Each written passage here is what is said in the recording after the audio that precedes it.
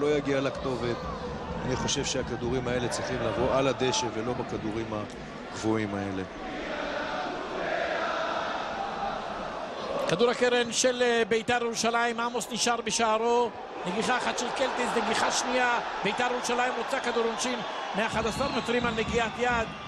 צביקה לוי אומר לא, לא ולא. היה פה 0-0 בין בית"ר ירושלים לבין הפועל עכו. רואדה. התחלתי לומר על סמואל גילמור שהגיע למצב לא רע, רגע, למצב לא רע בכלל בתוך רחבת 16 המטרים של בית"ר ירושלים, ולא ניצל את ההזדמנות, והבחור הזה גילמור נבחן בתחילת העונה בבית"ר ירושלים. שים לב עכשיו, הוא עושה פה פעולה גדולה, הוא גונב את הכדור.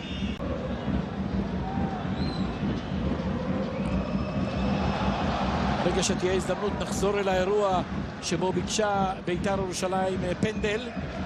בינתיים בית"ר עם עוד התקפה, כל השחקנים של ומשחק מהצדדים. זה הדרך היחידה לפצח קבוצות שמשחקות כל כך סגור וכל כך קרוב לשער שלהם.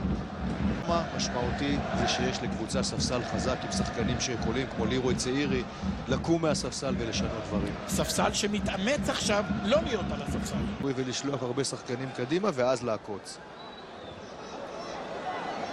מישאלוב. מי שניסה לבשל את השער. מוטי את מיקום השחקנים, כמו שככה חשבנו בין לבין. רוקאביצה פותח כחלוץ, דובב גבאי יהיה באגף השמאלי. קרוב לקפילוטו.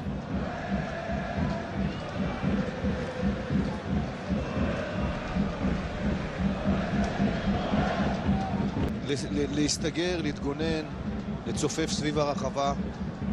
כן, אבל אני דווקא מתכוון שבית"ר ירושלים בסוג של הכנה.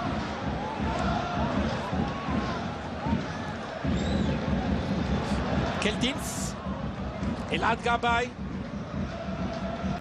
להצליח להחזיק גם בכדור כשהיא מרוויחה אותו וגם לאיים במתפרצות. עוד הקבעה לעבר הרחבה, דובב גבאי מתרומם, לא מגיע נגיחה חכמה מאוד של קלטינס.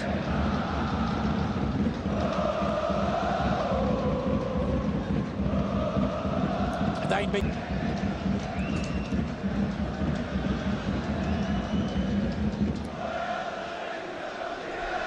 מטוביץ' משתף גם את קליינמן במשחק הזה.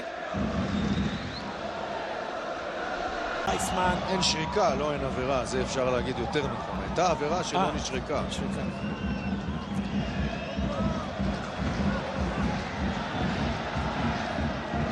כדור של פררה הולך לאלעד גבאי.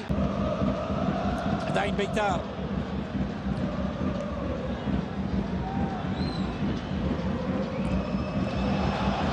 ברגע שתהיה הזדמנות נחזור אל האירוע שבו ביקשה בית"ר ירושלים. זאת לא המציאות. קודם כל היום שון וייסמן משחק בצד שמאל וקסום הוא החלוץ. אז יש אחד. יש אחד שמשחק במרכז ההתקפה, השני בא מהאגף השמאלי, אבל אתה רואה שהפועל... מה שעכשיו אמרת, השניים היחידים שכבשו שערים במפגשים האלה נמצאים כרגע על הספסל של בית"ר, גם עומר אצילי וגם איציק כהן. בועט לשער, אז הוא היה לפחות מנסה לאיים על השער.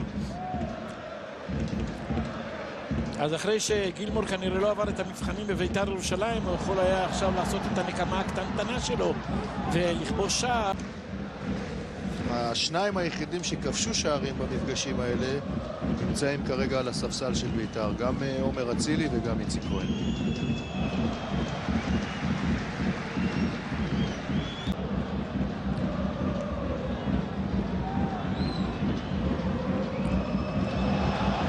ברגע שתהיה הזדמנות נחזור אל האירוע שבו ביקשה בית"ר ירושלים פנדל.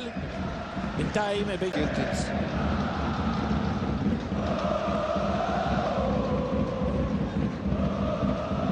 עדיין בית"ר.